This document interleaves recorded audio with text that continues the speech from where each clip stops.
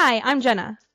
And I'm Kelley, and this is the Rebuild the Construction Mindset podcast, where we focus on embracing new ideas and methods with enthusiasm and excitement in the construction industry. Our goal is to bridge the gap between all professions that touch the industry and create a platform for different perspectives. From suppliers to end users, we want all voices to be heard.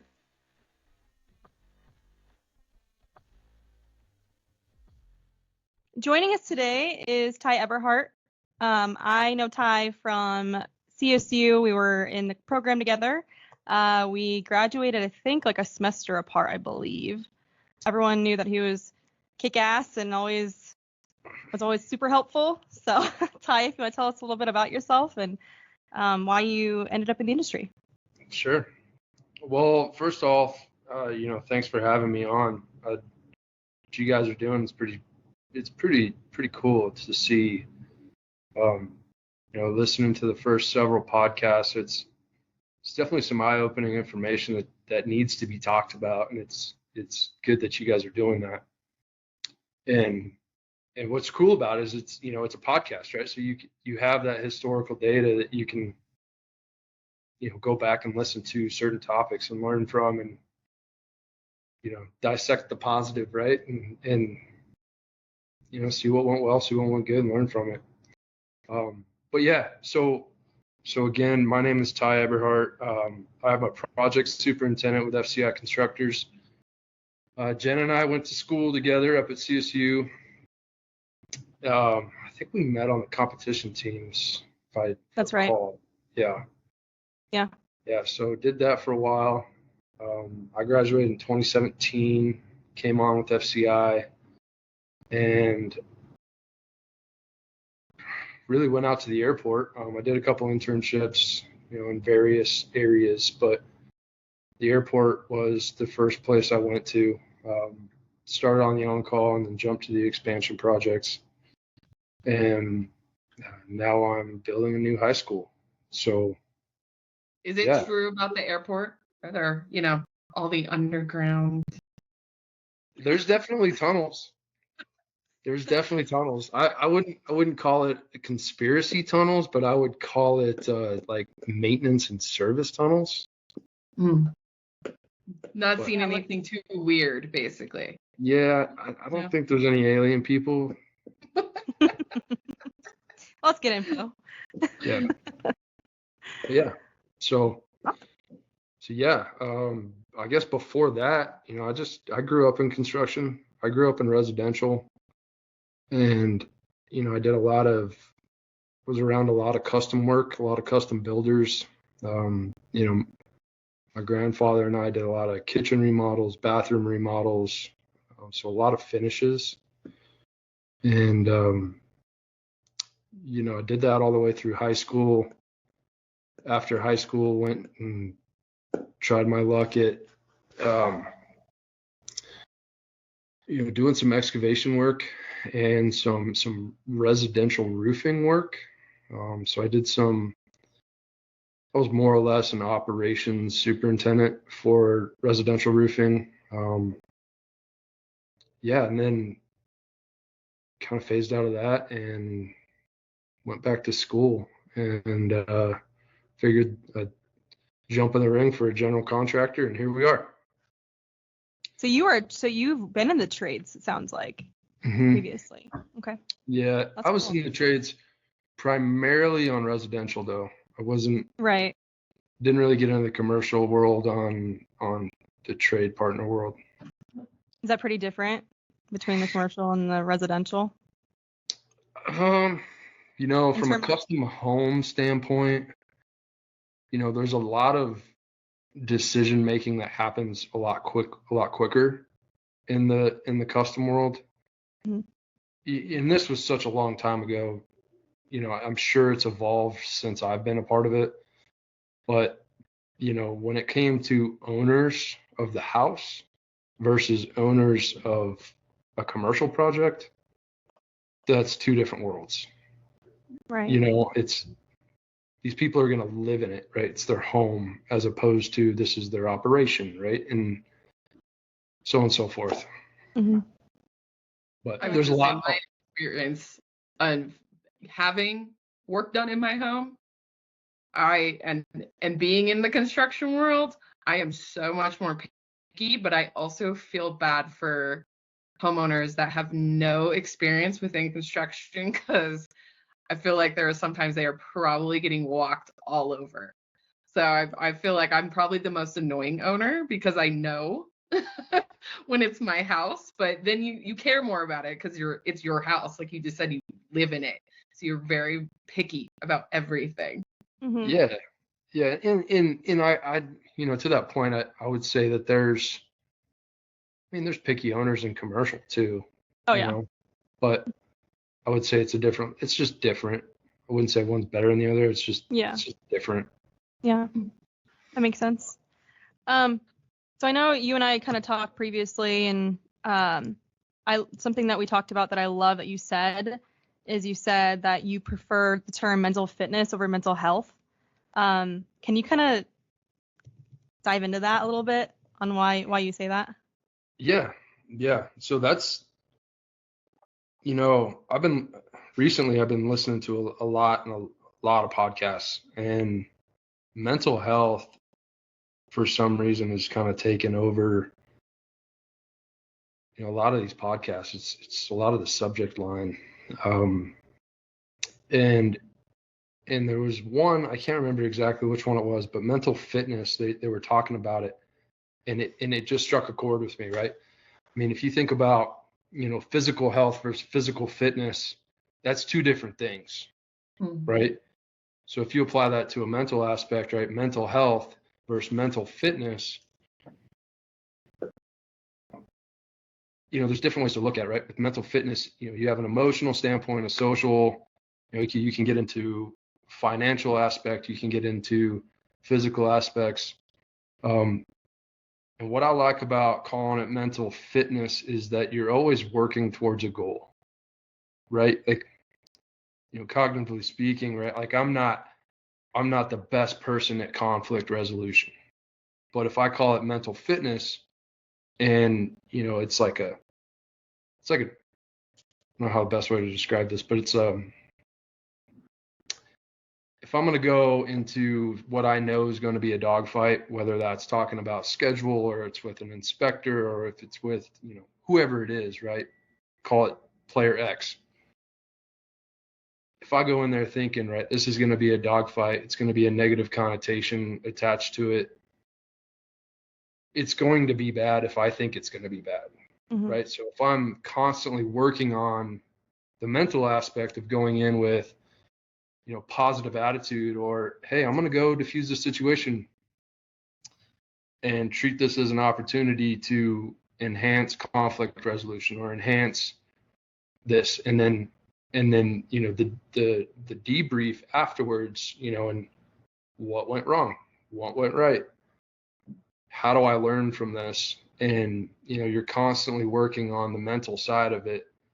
And that's just one example, right? You can apply that to, going to CrossFit. I'm going to go in with a great attitude. I might not make the grade, but I'm going to finish this workout.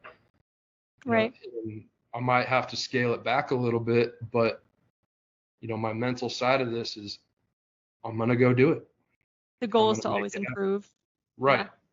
So, and then you get into the mental health side of things, and the mental health, there's a big negative connotation, I guess, negative cloud that comes with mental health. Because when you think about mental health, right, you're thinking about feelings, you're thinking about mood, behavioral aspects, and it's hard to work on your behavior.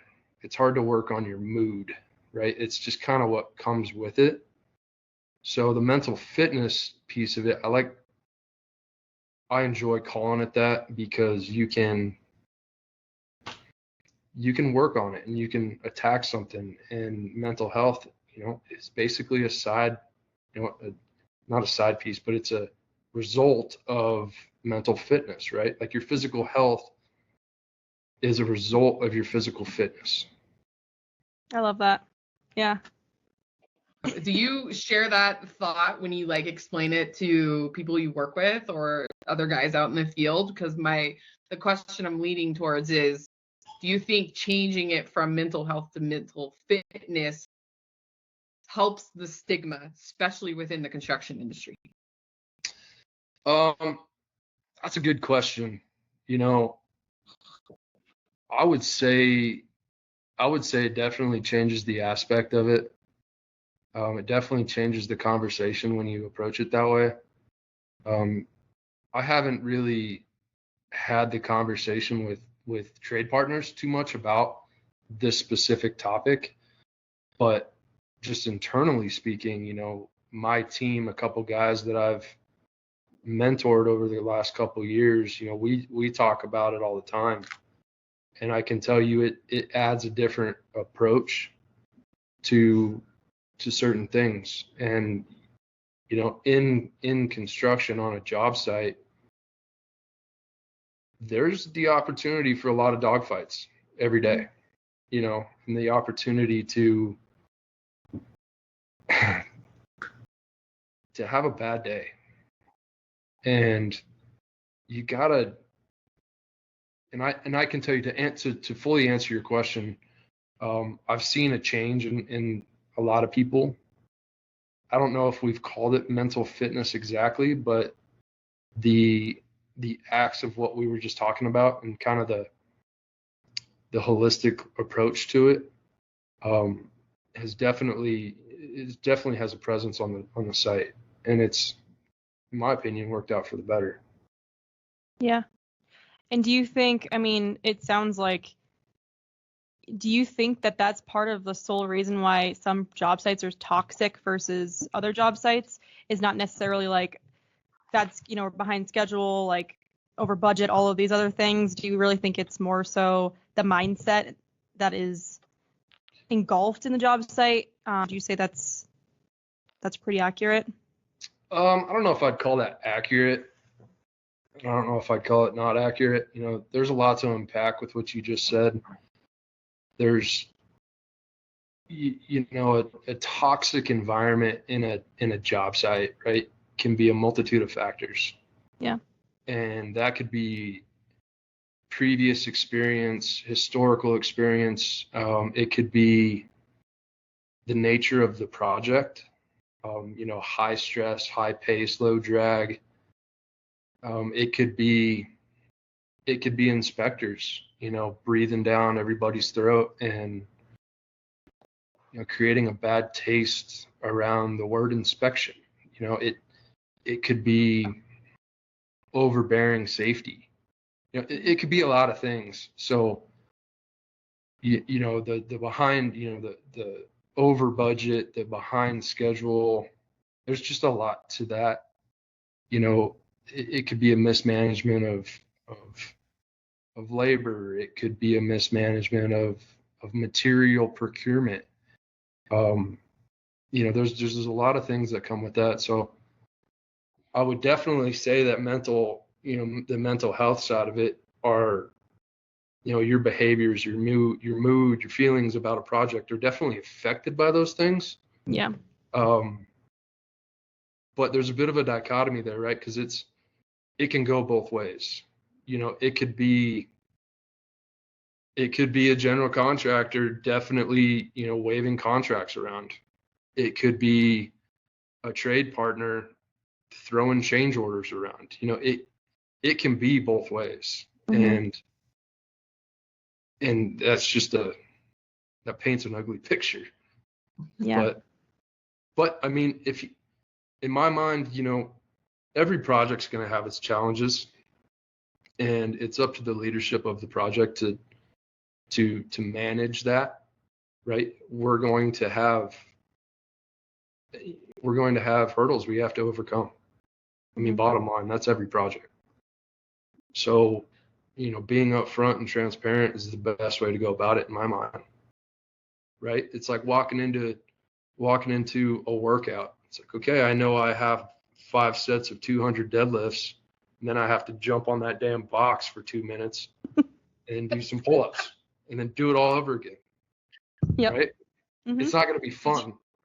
Did you come into the industry like with this type of mindset already? Okay, I'm interested because it's I would assume it's something that you either came in with or you have made changes based on what you're seeing in the industry to do this for yourself, making mental fitness a thing, trying to find ways to improve your team on site. Is it new or has it always been there with you?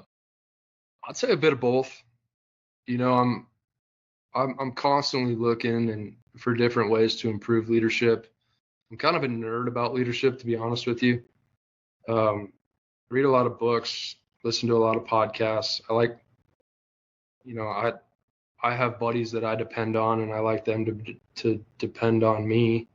And these are conversations we talk about.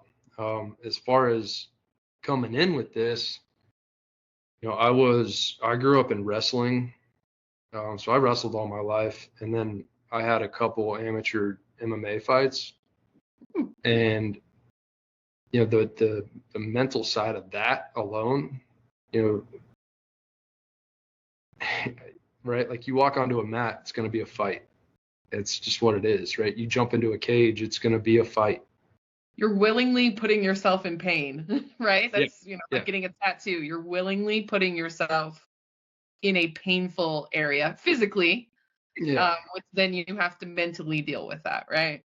Yeah, absolutely. And, you know, and when you look at, you know, certain challenges on a job site or just challenges in life, really, you know, you can take your entire life and put it on a time scale and pick out, you know, certain times of your life, right? That you can apply hard to each time scale or each area of that. And you're ultimately choosing your heart. I mean, I know that sounds cliche and I don't want to rip that off from anybody, but you're choosing your heart. And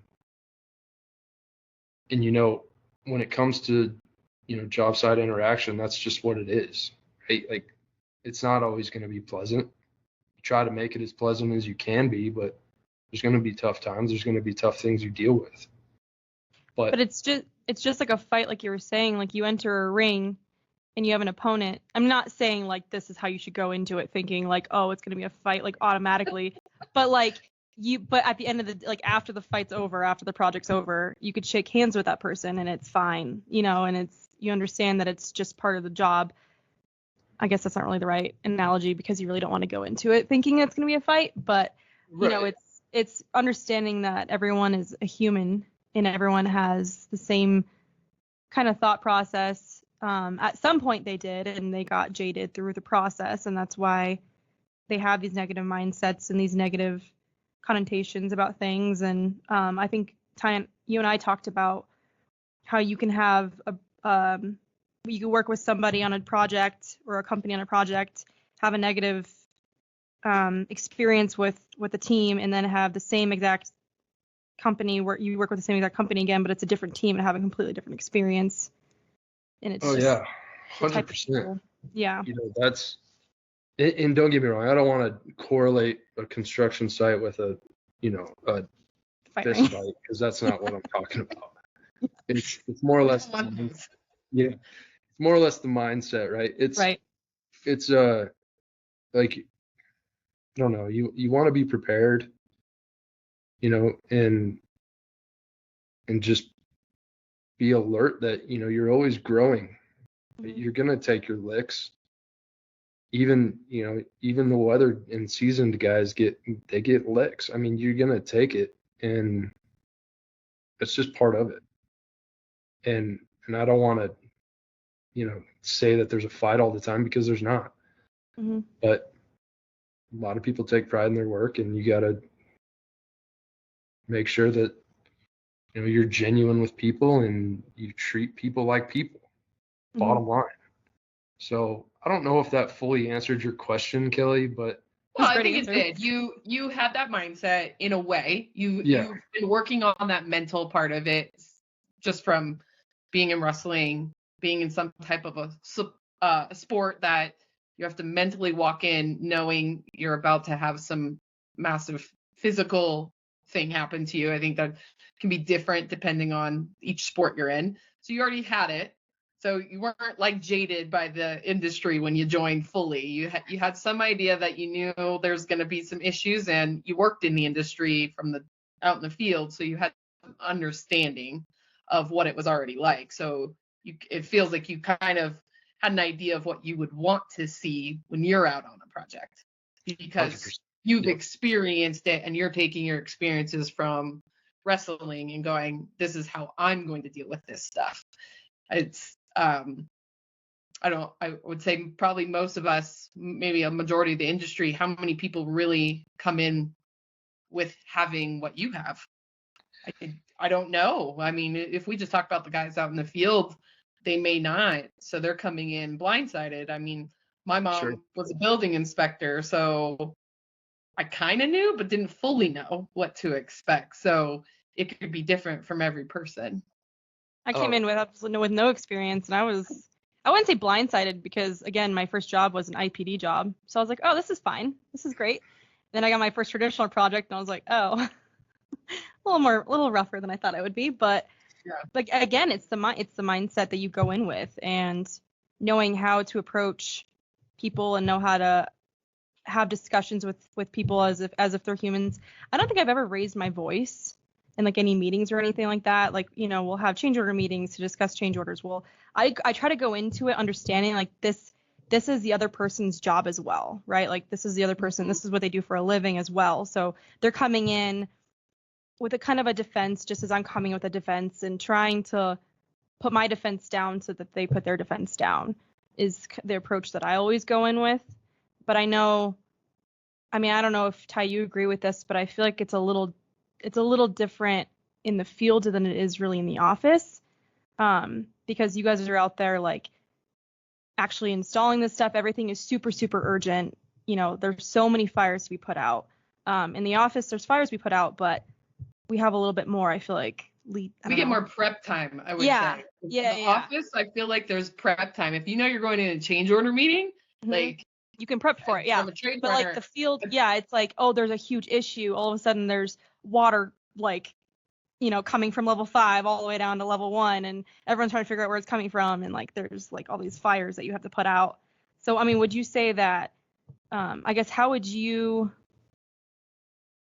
if you had to give advice to trade partners and to the general contractor fields, how would you approach these negative mindsets and approaching those fire drills so that they're not putting each other, like throwing each other under the bus, basically? Sure. So, That's a hard question. I mean, ultimately, right, there's a lot to unpack with that. I would say, we plan, right? It's proactive versus reactive. And we plan every day, but that plan also changes every day. And you have to be able to cover and move and adapt and make calls and try to keep people efficient. So there's a bit of a dichotomy of balance in that proactive versus reactive, because, the reactive things are going to happen. And, for lack of a better term, shit happens. It's something that you ultimately can't avoid. That it's almost like the death by paralysis on planning, right? You can plan, and then something changes, and it's like, oh no, that one piece is gone. What do we do? And don't get me wrong, like there are bad days, right? There are, as you say, fire drills,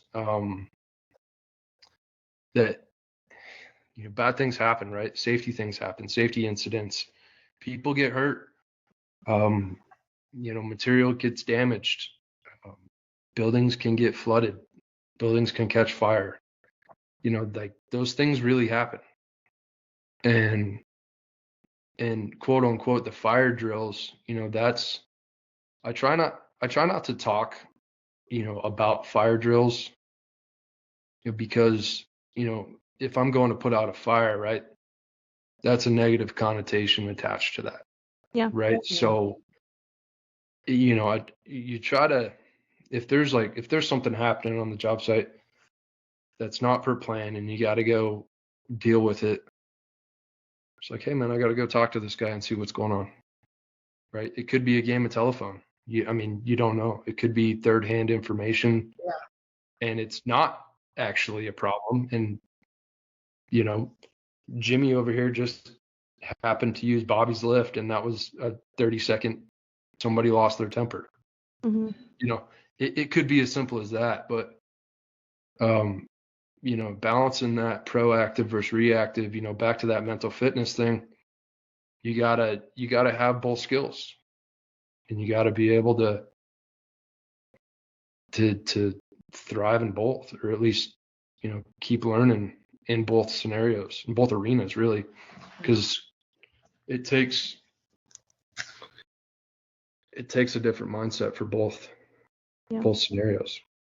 I was thinking you're talking about like changing the words in what you're saying, and I think Jenna heard this too, where changing the word constraint to roadblock, because roadblock you can move, right? It's just move that roadblock out of the way, where constraint has turned into a much bigger stigma word, that it's a bigger issue, that it could potentially take weeks or however long, or people turn it into,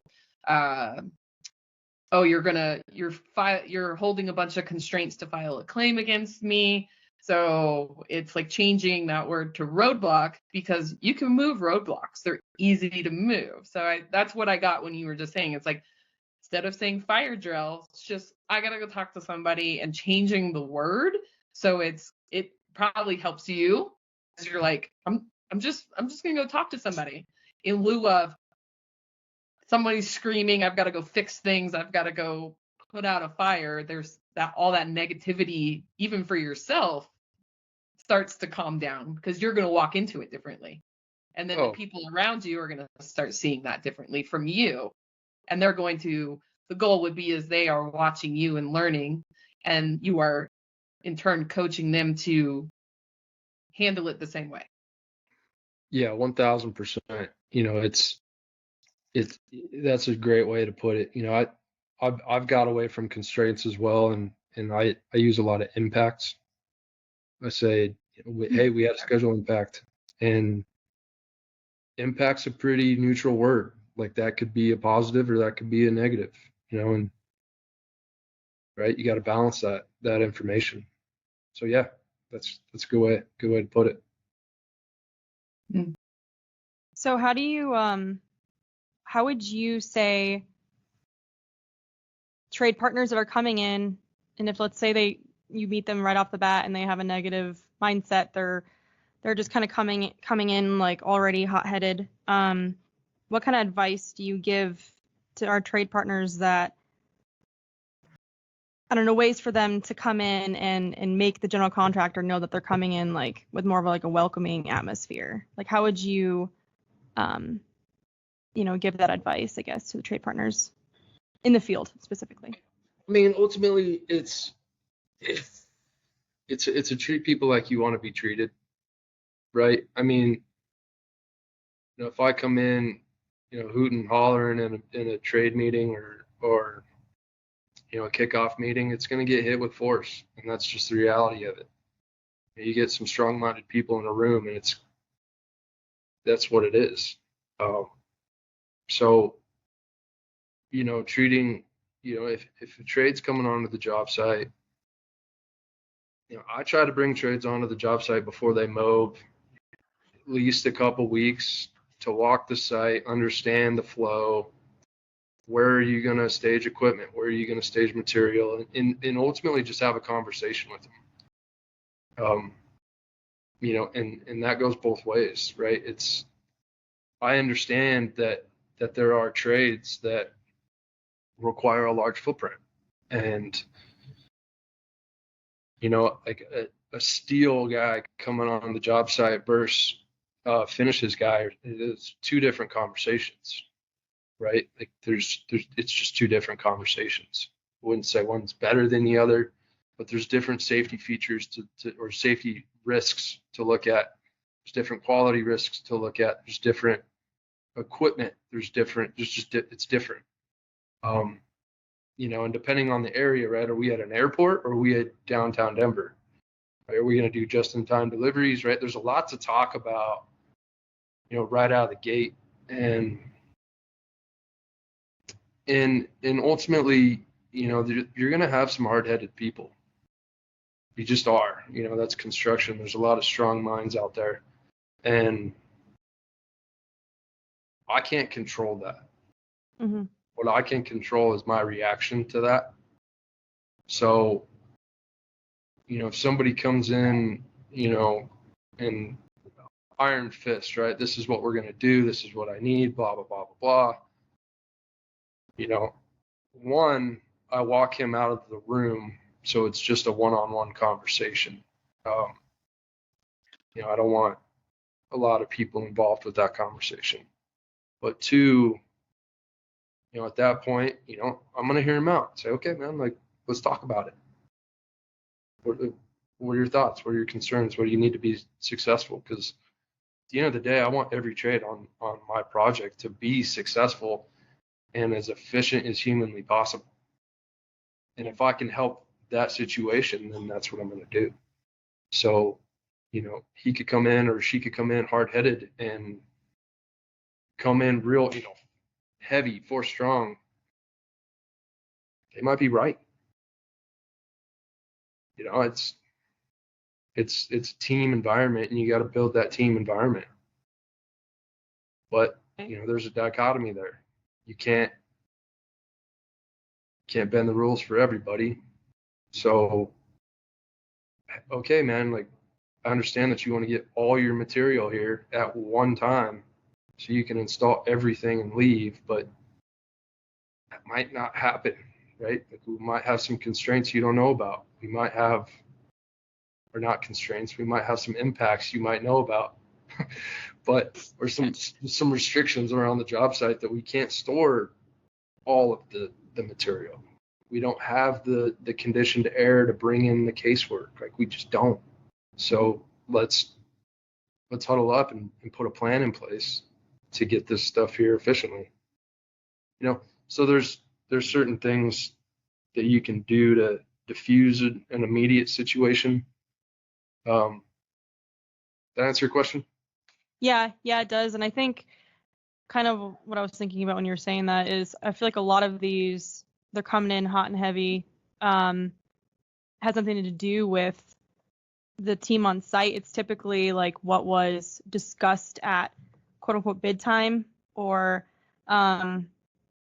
those kind of things. Do you think that it would be, I mean, you probably are going to say yes to this, but do you think it would be important and good for all the superintendents, like trade partners and general contractors, for all the superintendents to be involved in that process if that was possible? Like, if the superintendents can like sit in on those bid reviews or sit in on those conversations or scope reviews. And I know some of them do, but I feel like it's not as common as it should be to kind of discuss, hey, this is what it's going to look like in the field. No, you can't have one phase. You have to break it into 5 different phases. I feel like a lot of the times that kind of comes after the fact, after we've already bid the job and we bid it only one way. So what are your thoughts on that? There's got to be. That's a good question. Ultimately, having the field as part of the buyout process is going to be 1,000% effective. It just is, right? From schedule to logistics to phasing to whatever, what have you, equipment that we're going to be needing. Do we need to buy out the X amount of equipment? What kind of crane do we need? Do we need one forklift on the job site? Do we have everybody get a forklift? Well, there's some challenges, constraints there. So there's a lot of things to talk about right out of the gate. But everybody doesn't have the time to do that.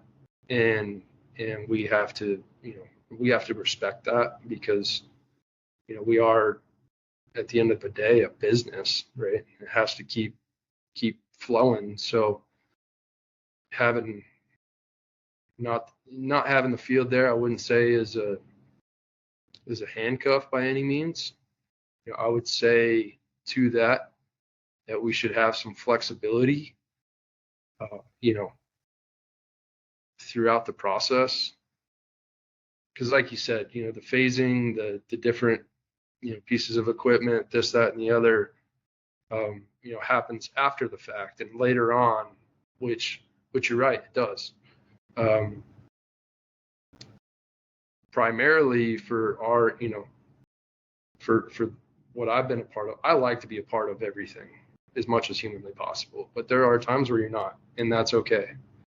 And you just have to balance that, So being open and upfront with the trades as best you can is really my 2 cents on that. I like to see it where, if it's a material thing, plan accordingly. A lot of the time, we'll provide a schedule, and that's not set in stone, and I mean, end dates are in stone as much as they can be, but there's going to be things happen, and there's going to have to be movement, and we all have to, cover and move, adapt and adjust to certain things. I don't know if that fully answered your question. Yeah, no, it does. I mean, because part of me thinks that having a superintendent at the time to kind of go through schedule, talk with the trades about schedule, talk to the trades about durations. And Kelley and I were kind of talking about this on our last podcast, about getting trade partners like opinions at the time when you guys are bidding the project, and basically saying like, here's a schedule that we want to submit, saying like, this is the full duration of the project. What are your guys' actual durations going to be? And instead of, a lot of the times I feel like it's a lot of historical data that is put into the schedule, and then it's given to the owner, and all of our durations are already set in stone pretty much for us before we're even really on the project or our scope is even being bought out. And then when we get the schedule, everyone's going to say, yep, I'll do it, because they want to get the project. And then we get the project, and then the operations team gets the project, and they're like, we can't do that. So I feel like there's just a lot of steps that we're missing, and it's not anyone's fault. It's just the industry and kind of how we just do things. But just that was just kind of what we were talking about, is being able to have the key people early. But again, like, everyone's so busy but a lot of it is because of not putting us at the beginning of the project. We're busy a lot of times, like, trying to fix all the issues that could have been established at the beginning. We're not rushing and working overtime and trying to get this project done in the time frame we're given, because there was a schedule that was given to the owner that some subs can't meet. Sure. And that's a good point. Look, there's a lot of things that come with schedules, right? There's, when it comes to durations, historical data is used more often than not, especially, if you're bidding, a hospital, and you just got done building a hospital, so you know what it takes, right? But there's different things, right? Like, you could have been building that hospital in 2020, where every piece of material had a delay on it, right? So, we're gonna get a quarter of our delivery next week, and we're gonna get a third of it, the week after, right? So, there's that to think about when it comes to going into a new schedule. But as far as the durations go, ultimately that comes down to the craftsman and the person installing it. I have a pretty good idea of how it's going to happen, right? The process, the sticks and bricks, like the nuts and bolts. I have a pretty good idea of how that's all going to get put together and what it's going to take to do. but there are specialty items, right? There's a lot of specialty items nowadays. But there's also a means of,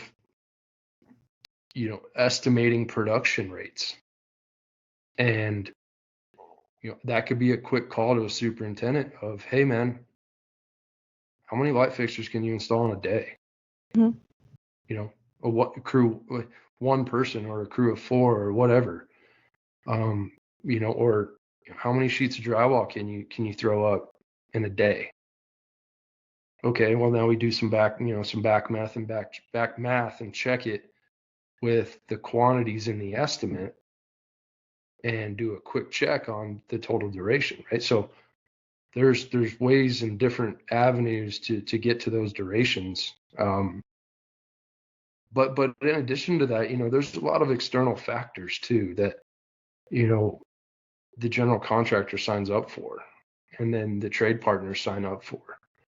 And, those external factors, we could be building in downtown Denver and you have no material laydown, you have just-in-time deliveries, you have off-site parking, you have, a plethora of things that can affect install time and your production. You could be doing a school remodel over the summer, and you have the day they get out of school to the day they get back into school, right? We signed up for that. So, okay, now what, right? There's a lot of things that go into that. So, what I'd like to do in a perfect world is, I really enjoy lean principles around a job site.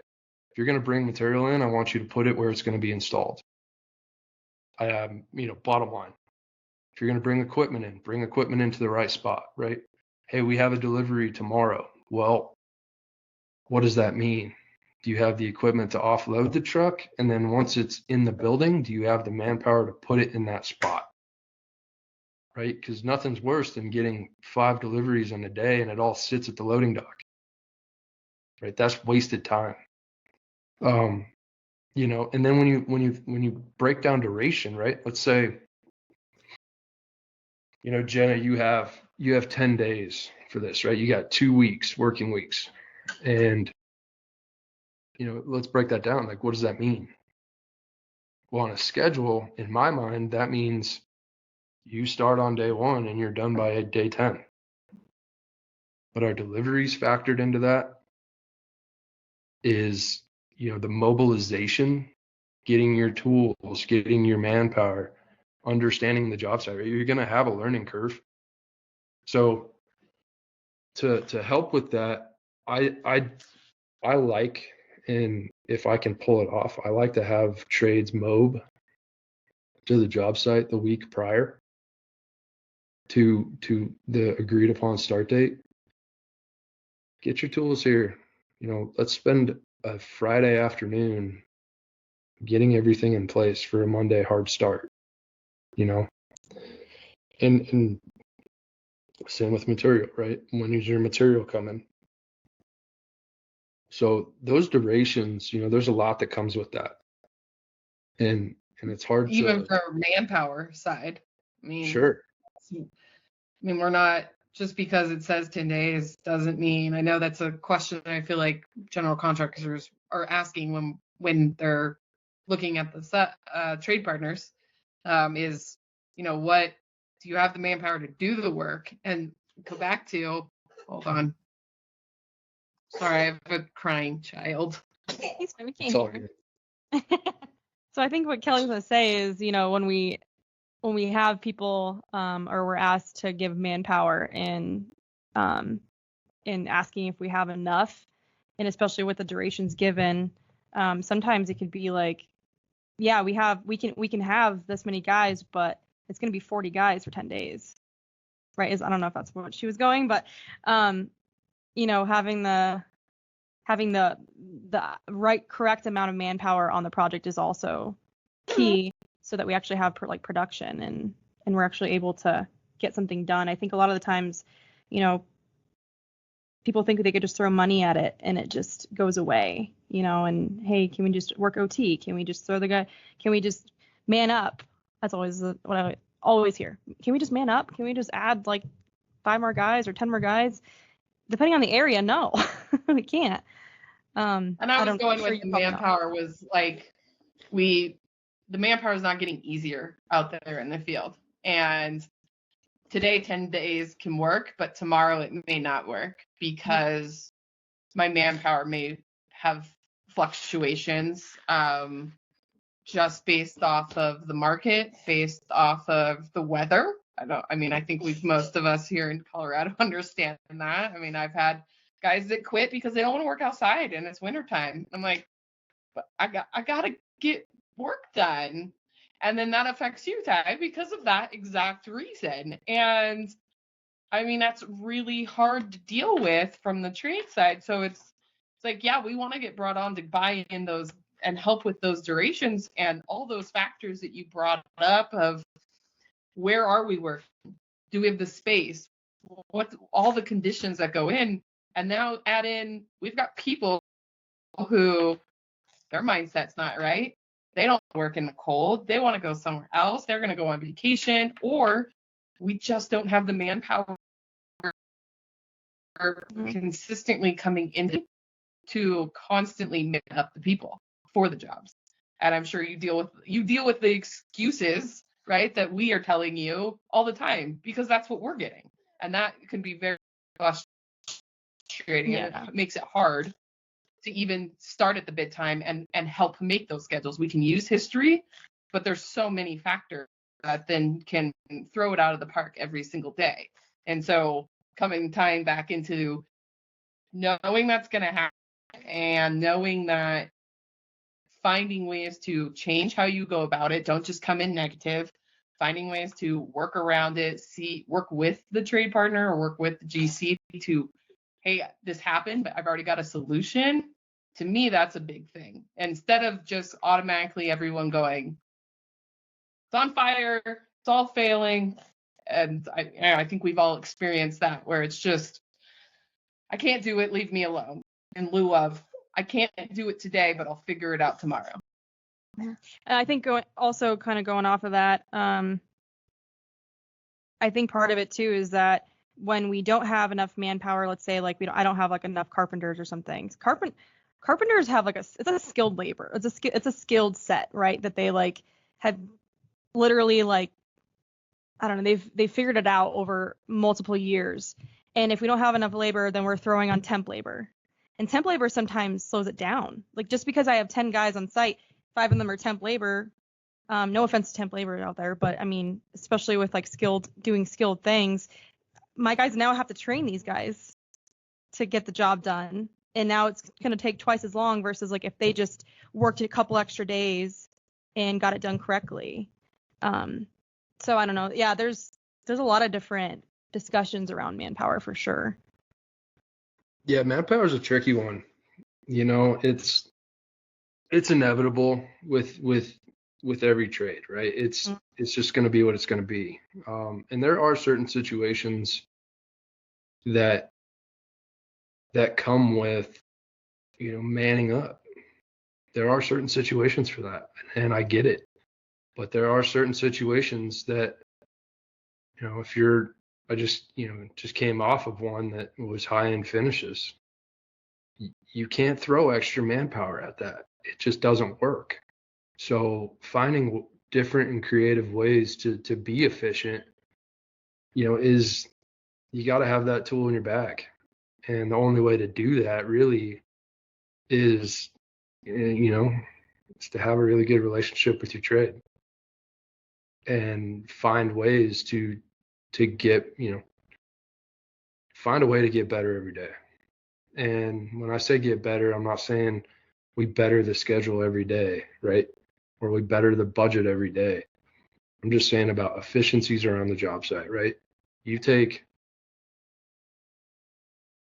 the efficiencies and put steroids into it and try to maximize and double down on your efficiencies on a job site, the schedule and the budget are going to take care of themselves. Mm-hmm. Right?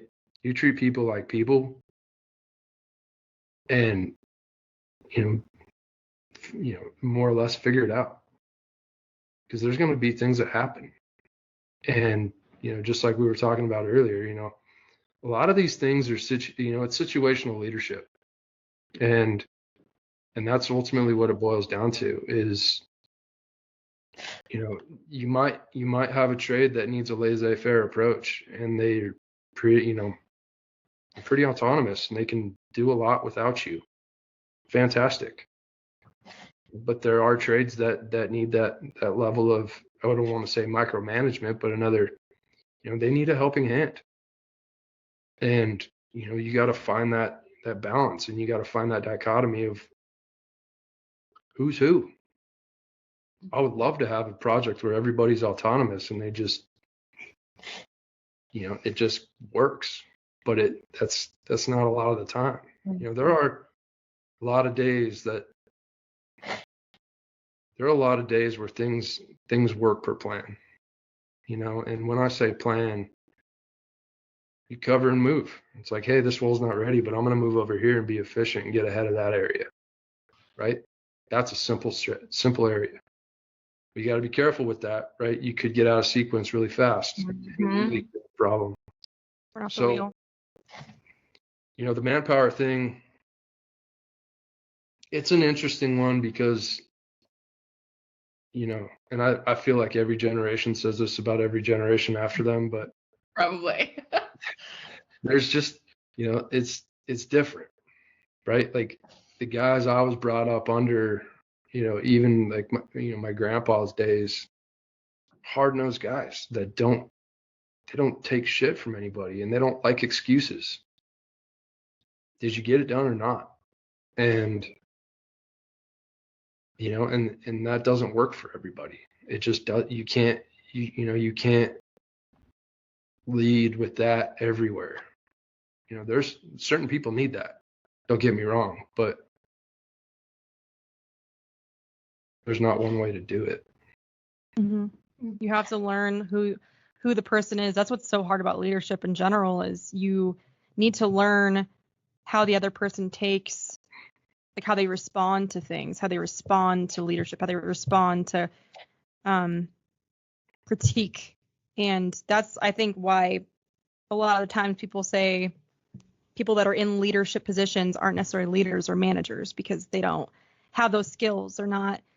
They're treating everyone the exact same, which some people might respond great to, some people might not, and they're not taking the time to actually identify how does this individual take criticism, or how do they respond to you know, issues, or how, like, and I think a lot of it is, it kind of boils down to there being a lot of it being a male dominated industry, is that there's not a lot of vulnerability in general, because everyone needs to be the macho man, like in control. I'm totally stereotyping right now, but that just from my experience, it's kind of what I've like noticed though, is especially in the older generations, you know, they don't want to be vulnerable and show that, oh, I was wrong. You know, there's not a lot of admitting that they're wrong. There's a lot of covering up that they're wrong. And just how do we change that? How do we get people to buy into this idea of trust and make it a part of our industry in general, all across, designers, all the way, you know, down to the guys sweeping. I mean, sure. You know, that's a tricky topic. You know, the only way I know to go about that is it starts with us. You know, and you got to almost be infectious with that attitude and that mindset with everybody around you. I mean, you're not going to change somebody who's been doing it for 30 years, and there's no reason to. But, you know, there might be somebody that's been doing it for 30 years that is, you know, very vulnerable about things and very open to new creative ways of doing things. I don't know. You know, it's just going to be, it's going to start with us at the end of the day, in our teams, and we just got to coach our teams appropriately. And, that's the way to look at it, I was gonna lead that with a question for you guys. Like, it wasn't just us reaching out to you saying, do you want to be on an episode? You showed interest in being a part of this also, and ties into what you just said. It's like, it's us to us. So here we are. What made you say, I want my voice heard to share what you're sharing today with us? Like, what is it, because you know that we need more of this type of stuff happening? Like, what's your mindset behind being here with us right now? Well, I think a lot of it has to do with me being, having that learning mindset and wanting to grow, because, having these conversations and talking with people, it definitely, sheds a different light, and I've got a lot of notes on just my own self-improvement on, speaking on a podcast, for one, but for two, Check. Yeah, check. But, there's, you guys have been talking about some really good stuff, and I don't know if necessarily we need to change things. Things work pretty well. Like I said earlier, there's some hard environments and there's some better environments, I wouldn't say easy, but maybe simple. Like hard and simple might be two good opposites, but I enjoy talking about this stuff at the end of the day. And for me to be able to get on here and talk with you guys about this, I enjoy it. I think it's fun. And I get to learn from you guys and your input on, having a candid conversation from, trade partners to a general contractor, and ways that you guys are seeing, opportunities to grow and things, dissect the positive, right? Look at the things that worked, right? Like, okay, we had a really good stretch of 3 weeks there. What happened? Right? Like, we tend to put a spotlight on the negative everywhere. And when things go right and things go positive, good job. Like, you did your job. What's the next thing? Instead of taking a moment to understand, like, okay, walk me through what just happened. Because you guys did a jam up job. What went well? Was it the leadership? Was it the lean principles? Did nothing go right and you just lucked out? Like, talk to me. So I think we don't take enough time for that. We brush over the good and focus on the negative. That is normal. Yeah, 100%. Very normal. I don't like that to be normal. I do some journaling, and I dissect the positive in my own life of, hey, I felt great this week, and I'm able to look back at, like, okay, what was going on? Did I, what happened? Did I eat better? Did I sleep more? Did I read more? Did I spend more time on the couch? Like, what happened? And then try to do more of that. Because, we all get caught up in this, we get caught up in the rat race, right? And, especially, it can happen in a job site too. Like, you get going and you get in the motion and you get momentum and things happen. And you forget to look at, let's take a beat and really, debrief the last 12 hours. Like, what happened here? That's important to do. So I hope that answered your question.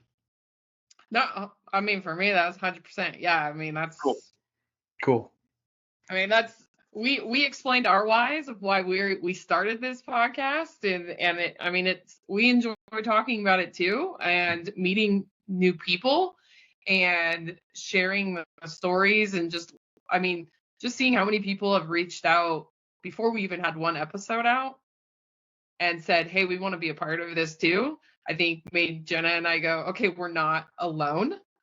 And knowing that there needs to be deeper conversations in lieu of just a quick little meeting or a lean coffee or something, like there needs to be more conversations about it out to the public in general, because it seems very siloed and isolated. And I mean, we have fun doing this. So I mean, that you sharing that same excitement is awesome, because then we know, like, okay, we're bringing that to other people. Other people want to be a part of it. I know it makes Jenna, me and Jenna go sit there and go, are we doing this?